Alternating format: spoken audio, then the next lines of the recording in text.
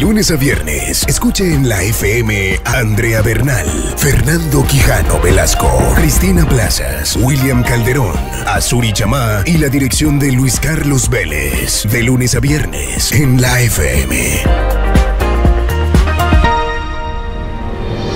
Esta es la FM. Las noticias como son. En el debut de Carlos Queiroz, Colombia ganó de visitante 1-0 a Japón. La FM desde Yokohama con Juan Felipe Cadavid. Nuevamente un saludo desde Yokohama. Tras el triunfo de la selección Colombia 1-0, pues el resultado hay que verlo como una anécdota, aunque al final sea lo que celebren los aficionados. Pero esta era la oportunidad para que Carlos Queiroz conociera un poquito más el funcionamiento de la selección nacional y a partir de allí empiece a ajustar las cuerdas, porque él habló de una orquesta, ajustar las cuerdas para que la orquesta se escuche, se vea algo mejor, se escuche algo mejor.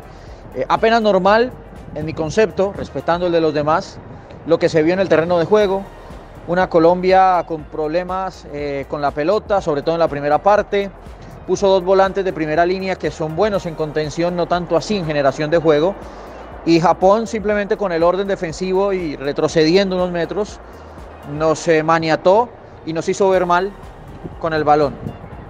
¿Y por qué digo apenas normal? Porque ese era el gran mal, o ese fue el gran mal de la selección colombiana en la era Pekerman, en la eliminatoria hacia Rusia y en la Copa Mundial de Rusia. Es imposible que un técnico con apenas un entrenamiento completo y con pedacitos pueda cambiar del todo el funcionamiento de un equipo. Ya en la segunda parte mejora durante unos 15-20 minutos Colombia con el ingreso de Duván Zapata, porque eso obliga a retroceder a uno de los volantes defensivos de Japón y genera un espacio, deja un espacio que aprovecha Colombia para irse un poquito adelante, para ser un poco más profundo, y aparece la jugada del penal y el gol de Radamel Falcao García, que llega a 33 y el máximo goleador de nuestra selección. Con la pelota problemas, con la pelota no se ve bien Colombia, no se ve fluido, en el contraataque es un equipo fuerte, pero son cosas que tenía en el pasado cercano con José Pekerman. Insisto, lo de hoy, el resultado tiene que verse como algo anecdótico. Incluso el funcionamiento era obvio que fuera muy parecido a lo último de Pekerman. Aquí lo importante es que Carlos Queiroz detecte cuáles son los cambios que se necesitan para que la selección Colombia, como él quiere, evolucione. Las noticias y las voces en www.lafm.com.co. Nancy Patricia Gutiérrez, ministra del Interior, confía en que hoy pueda acordarse el desbloqueo de la vía panamericana, luego del encuentro programado con líderes indígenas y campesinos en el departamento de Cauca. Saludamos hasta ahora a la ministra del Interior, Nancy Patricia Gutiérrez. Ministra, gracias por acompañarnos. Buenos días.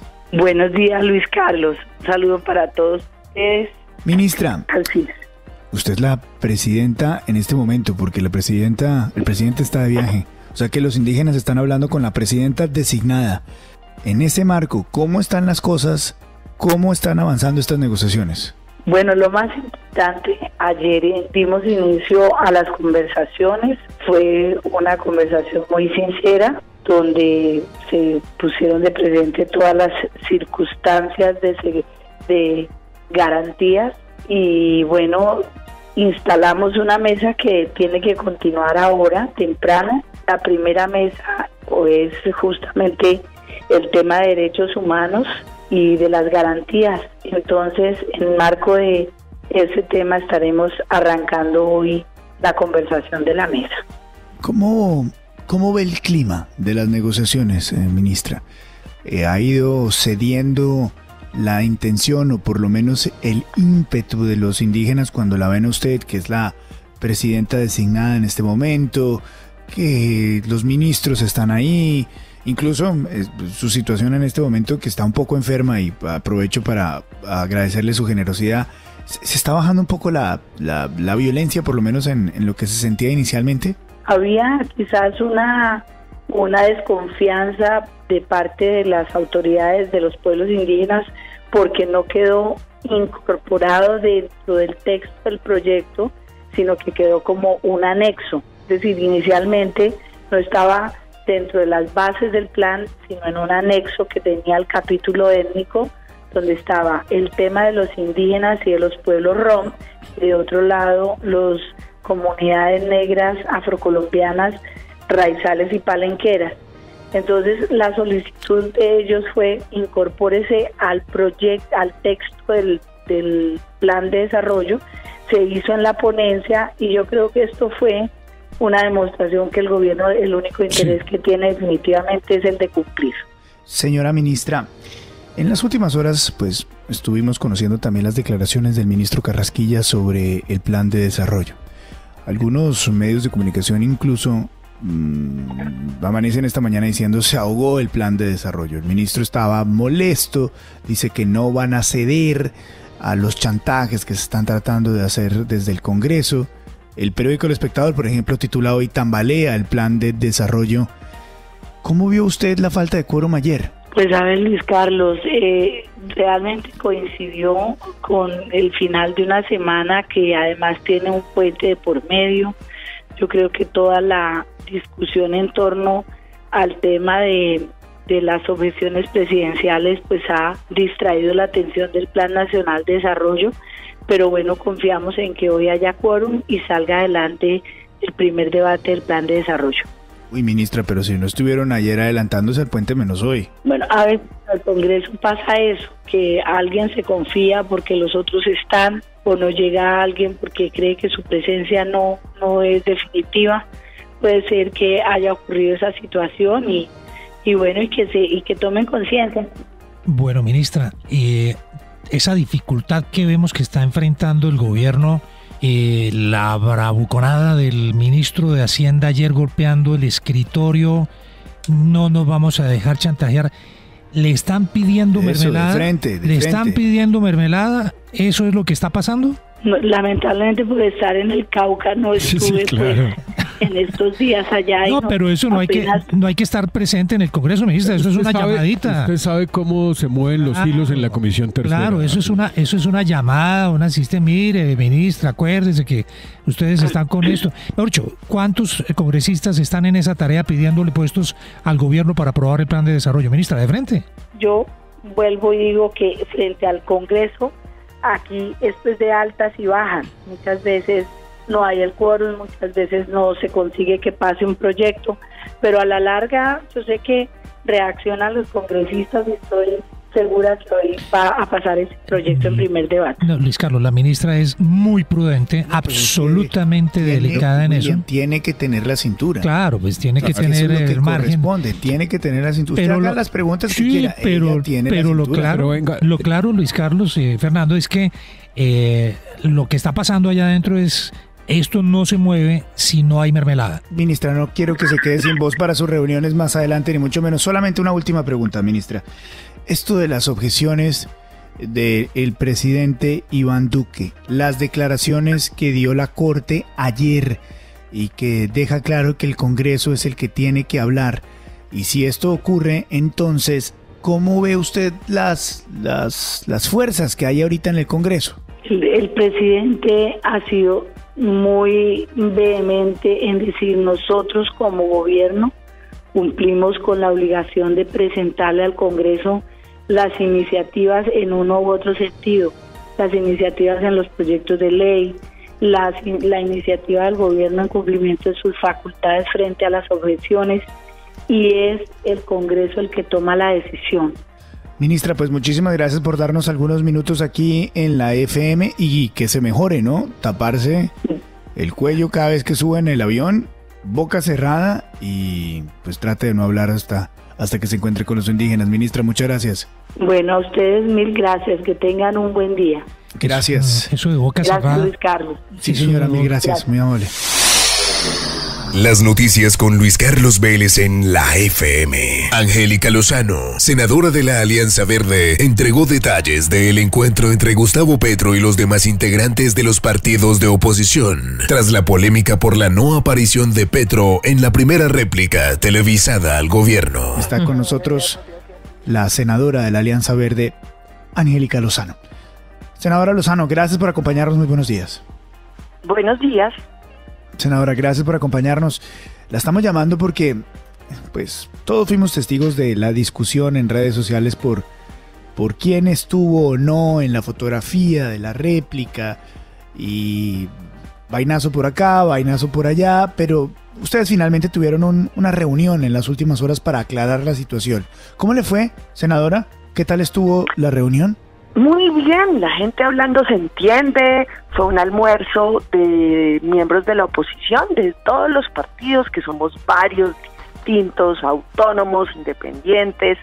Asistieron varios, faltaron quienes estaban en plena sesión de plan de desarrollo, es decir, todos los integrantes de las comisiones económicas y otros pues que no pudieron ir. Entonces nada, interesante, y para adelante definimos un protocolo político y logístico, que en esos pequeños detalles logísticos es donde surgieron controversias. Y bueno, aprender, saldo pedagógico, fue la primera vez que se usa la réplica televisada en nuestro país para responderle al presidente, y ya entonces las próximas saldrán cada vez mejores.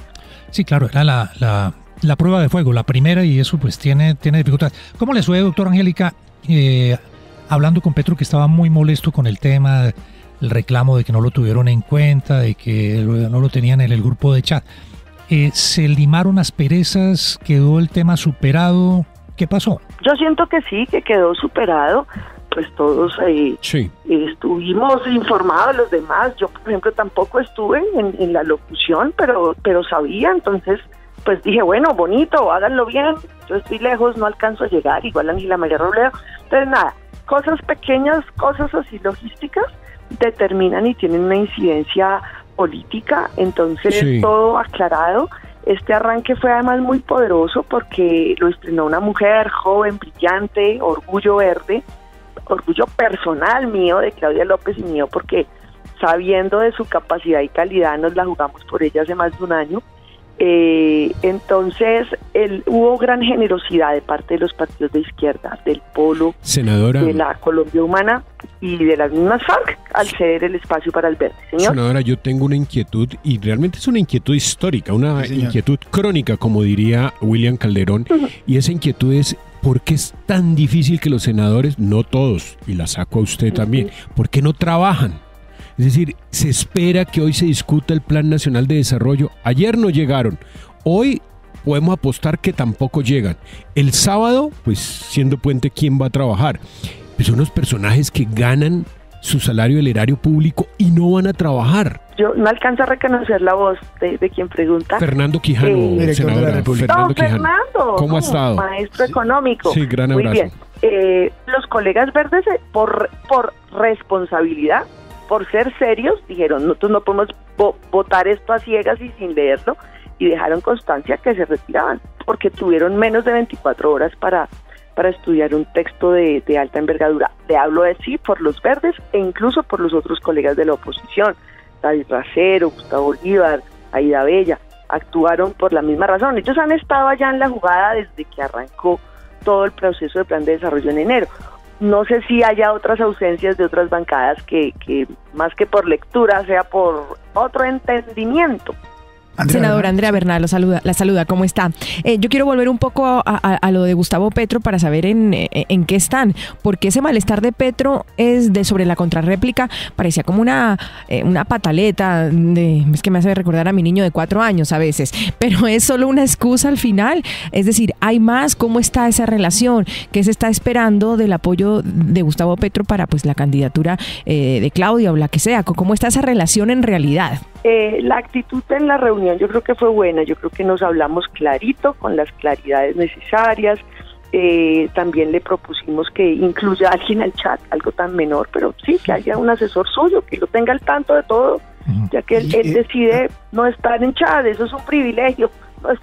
Que uno no esté metido en un chat es una maravilla, eso es cierto. Senadora Lozano, a ver, le entendí entonces que el objetivo acá es que se pueda unir a la gente de Holman, a la gente de Petro, a todos rápidamente para la alcaldía y para la búsqueda de la alcaldía por parte de la doctora Claudia. No, al contrario, Colombia Humana va a resolver ellos solos en su autonomía, porque es que cada loro en su estaca. Ellos van a definir el 30 de marzo su candidatura. Allá ellos van a resolver entre Holman y Jorge o los dos. Eso es un asunto de ellos. Cada quien tiene, primero el verde tiene que definir su actuación, ¿no? Dirimir entre nuestros candidatos. Y eso es asunto solo del verde. Doctora Angélica Lozano, gracias por acompañarnos, es usted muy gentil. Gracias a ustedes.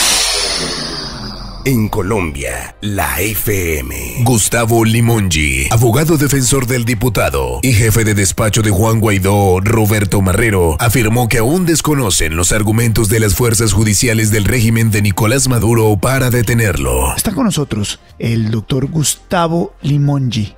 Él es abogado defensor del diputado y jefe de despacho de Juan Guaidó, Roberto Marrero. Señor Limongi, gracias por acompañarnos, muy buenos días. Buenos días, ¿cómo está? Muy bien, señor Limongi, ¿qué sabemos de su cliente en las últimas horas? Bueno, ayer hicimos acto de presencia en el tribunal a los fines de conocer el expediente, asimismo informar al tribunal que nos encargaríamos de la representación del doctor Marrero. Sin embargo, en el tribunal se nos informó que las actuaciones realizadas por el Ministerio Público y los órganos de seguridad que se encargaron de practicar el allanamiento a la residencia del doctor Marrero no habían sido acreditadas en el tribunal, no habían llegado aún. Por lo tanto, se espera que en las próximas horas lleguen a estas actuaciones y sea trasladado en las próximas horas hacia el mediodía, aproximadamente, a los fines de ser impuesto de todas las actuaciones procesales, de poder designar defensa efectiva, bueno, conocer y poder actuar dentro de lo que se nos permite, nos permite la ley, dentro de ese proceso judicial que se avisora será seguido en su contra. Señor Limongi, como lo estamos viendo afuera, en países como Colombia, es que esta es la primera acción contundente del régimen de Nicolás Maduro contra el gobierno de Juan Guaidó. Es la primera detención de una persona que hace parte del movimiento de Juan Guaidó desde que Juan Guaidó es el presidente interino de Venezuela. ¿También se ve con esa severidad dentro en Venezuela? Cuando vemos que en los medios de comunicación prácticamente se condena a una persona sin que un tribunal haya hecho mención, sin que un tribunal se haya pronunciado con respecto a lo que hay y lo que no hay en su contra, resulta sorprendente, no solamente sorprendente, produce un escalofrío jurídico para nosotros, los profesionales, los que estamos dedicados, que nos hemos dedicado toda la vida a estudiar, a formarnos de acuerdo a la letra de la ley, dentro del marco jurídico. No deja de sorprendernos. Claro. Abogado, ¿de dónde salen los cargos contra el señor Marrero? Es decir, ¿de dónde saca el gobierno de Maduro de que Marrero hacía parte de una organización terrorista, que estaban planeando atentados en Venezuela y que buscaban finalmente la caída del dictador de Venezuela? Fíjense, para mí resulta totalmente desconocido de dónde sacan toda esa serie de señalamientos. Por eso no me cabe duda, Roberto sabía que se enfrentaba, Roberto sabe que se enfrentaba. Roberto, resultaría absurdo, por no decir estúpido, que una persona que sabe la responsabilidad que tiene sobre sus hombros, que sabe muy bien a lo que se enfrenta, actuando desde el punto de vista político, detente ese tipo de armamento, ese tipo de cosas, por Dios. O sea, para mí es un hecho notorio de inocencia de Roberto Marrero. No solamente para mí, sino para todos los que conocemos a Roberto Marrero. Gracias al abogado defensor del diputado y jefe de despacho de Juan Guaidó, el señor Gustavo Limongi, aquí en la FM. En Colombia, Luis Carlos Vélez. La FM investiga.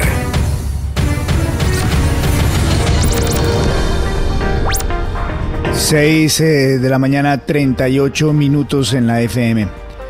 Nuestra unidad investigativa ha estado detrás de un documento que hasta ahora no ha salido a la luz pública, y es la respuesta elaborada, extensa, que ha realizado el Gobierno Nacional a la Comisión Interamericana de Derechos Humanos, donde se ha referido a varios temas, donde el Gobierno Nacional, en la voz de su máximo representante ante esa instancia, ha abordado varios temas.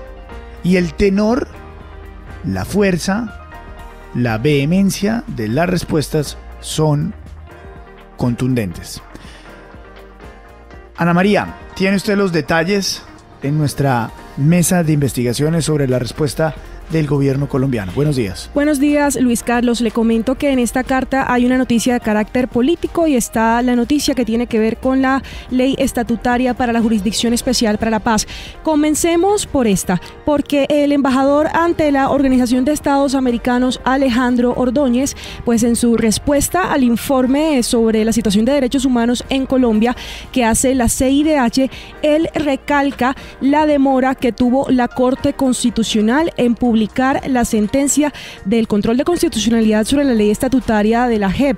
Pues él en las respuestas que le envía a la CIDH le recuerda, hombre, ya se sabe que la CIDH está diciendo hay unas demoras, estamos preocupados porque no está funcionando la ley estatutaria después de 2 años de firmado el acuerdo, pero Ordóñez dice, hombre, la presidencia no ha sancionado, pero la Corte también tardó 4 meses para publicar la sentencia.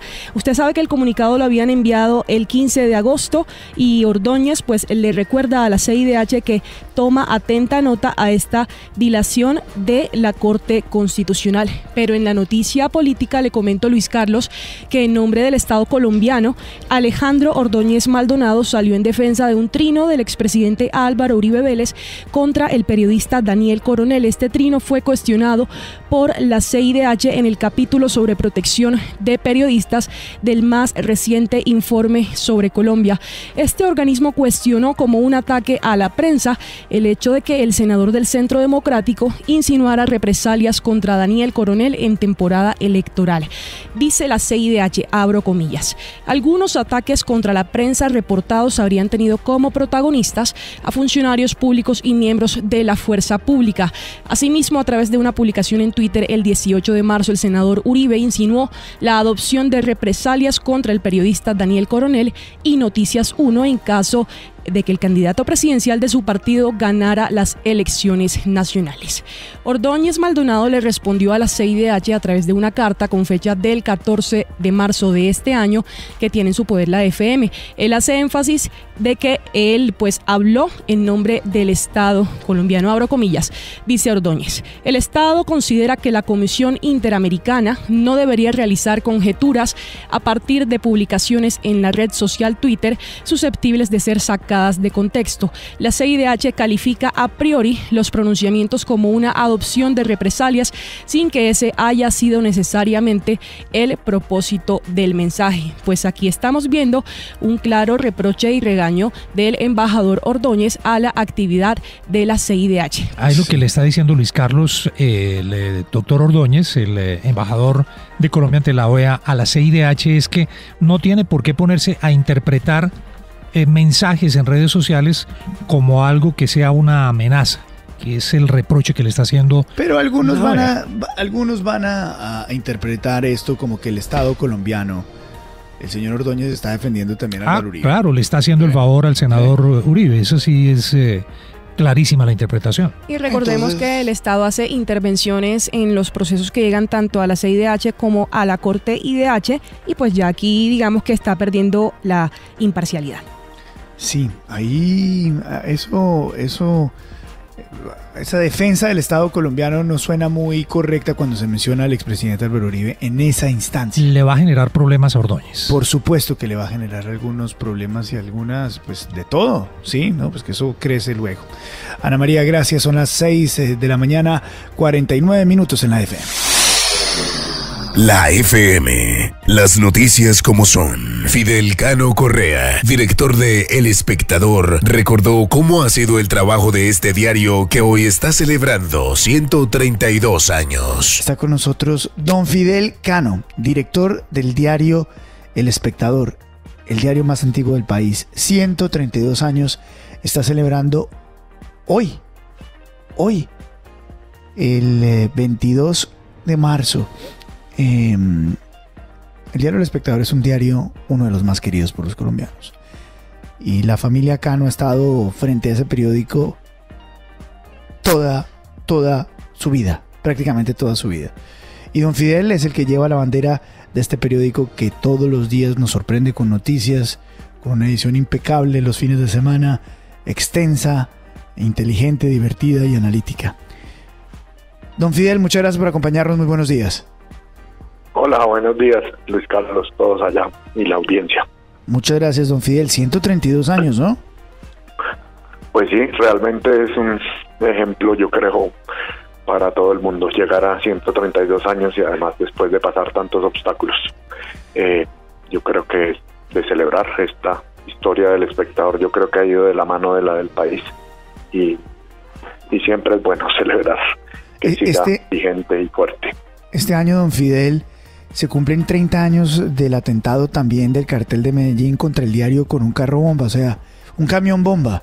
Este año es doblemente importante para el periódico. Sí, claro, estamos conmemorando, digamos, ese año 89 que fue tan terrible, pero en particular aquí para el espectador pues fue el año de algunas muertes muy lamentables y por supuesto de la bomba que por poco acaba con sus instalaciones, sus viejas instalaciones allá en las carreras 68 aquí en Bogotá.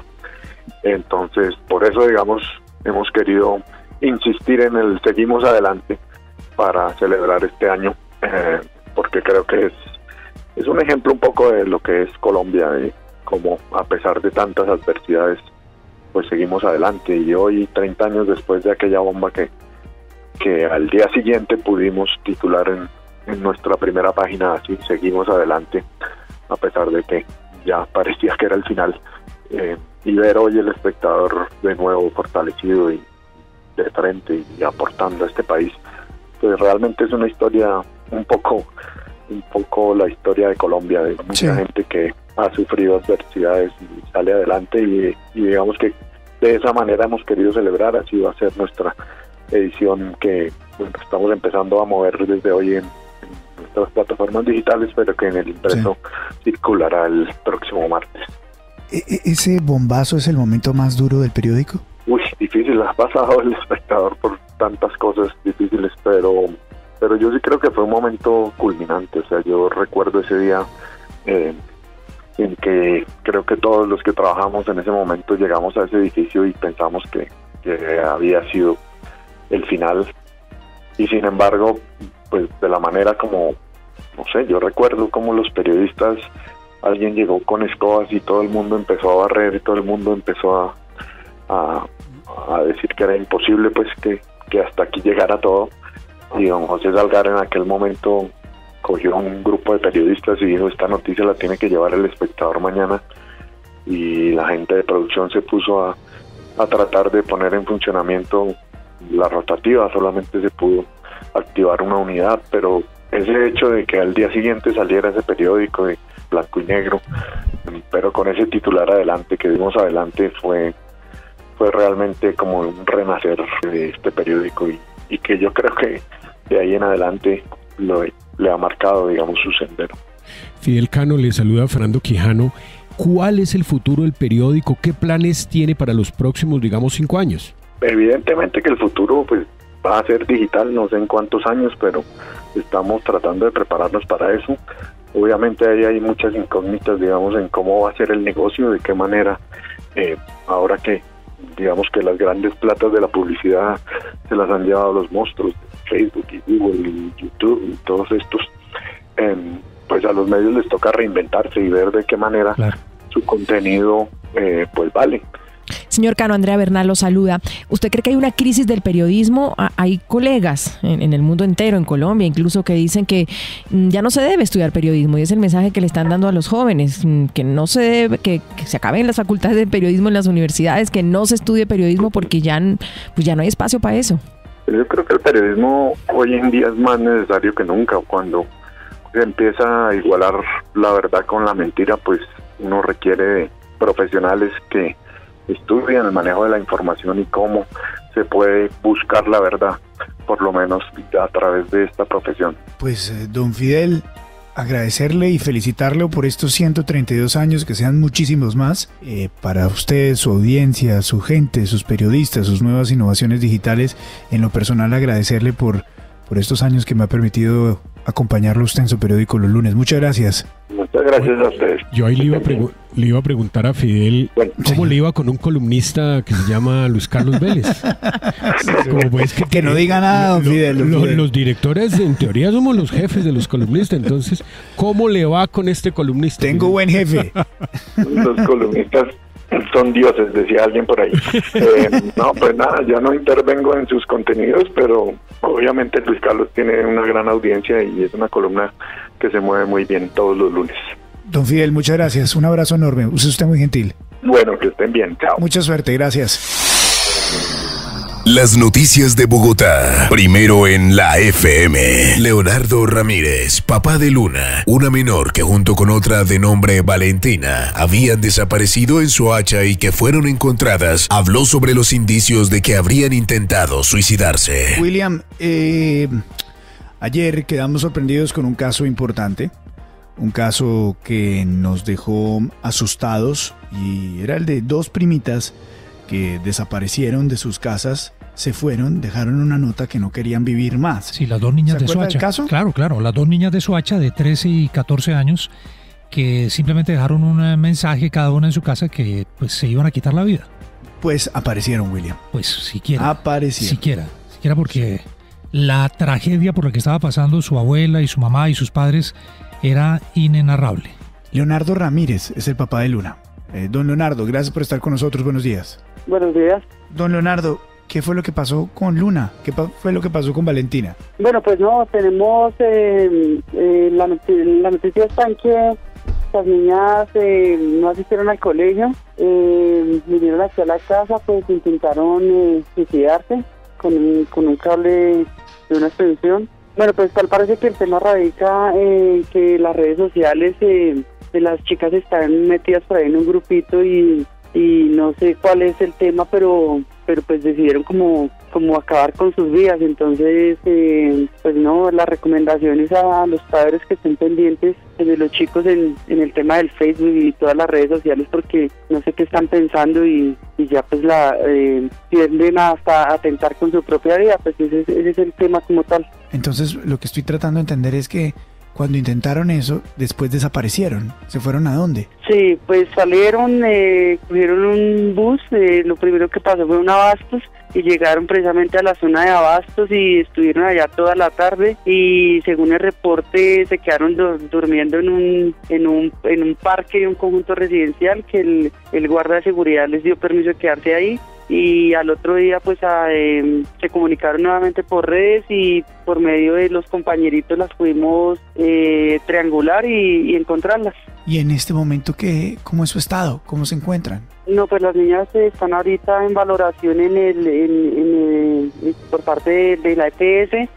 Fueron remitidas por la policía al tema de bienestar familiar. Es una valoración y están en estudio psicológico y psiquiátrico porque pues el tema es delicado. Sí, por fortuna. ¿Cuál es la raíz? Por fortuna no logran el cometido, pero ¿por qué no ocurrió? Es decir, fueron descubiertas a tiempo, huyeron antes de poder hacer las cosas. Pues en el momento en que intentan atentar contra su vida y al ver que ya pues la situación se les sale de las manos, pues una niña auxilia a la otra, sí, porque son dos primitas, una ayuda a la otra y la ayuda a bajar de donde se estaba intentando colgar. En ese momento pues ya se percata la abuelita de que la niña no fue a asistir al colegio, empiezan a llamar aquí a la casa y las chicas entran pues en pánico y deciden pues más bien retirarse de la casa, cogen el primer bus que encuentran y se desplazan hacia abajo. Pues don Leonardo, mire, terminen por favor, sé que esto está muy fresco, lo importante es que las niñas ya aparecieron, eso es lo más importante, y seguramente van a llegar a las conclusiones con las autoridades que deben. Lo importante es que están vivas y que están bien y que no ha pasado nada, un error lo comete cualquiera.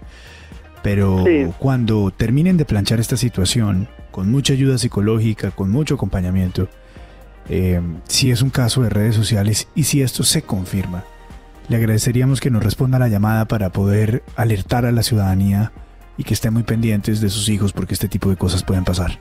Gracias, don Leonardo. Listo, perfecto. Gracias. Listo, con el mayor de los gustos. Y felicidades porque en el fondo están vivas y están bien. Sí, amén. Gracias. Bueno, que esté muy bien, hasta luego. Así es, esto es un cuento de horror. De lunes a viernes, escuche en la FM a Andrea Bernal, Fernando Quijano Velasco, Cristina Plazas, William Calderón, Azuri Chamá y la dirección de Luis Carlos Vélez. De lunes a viernes en la FM.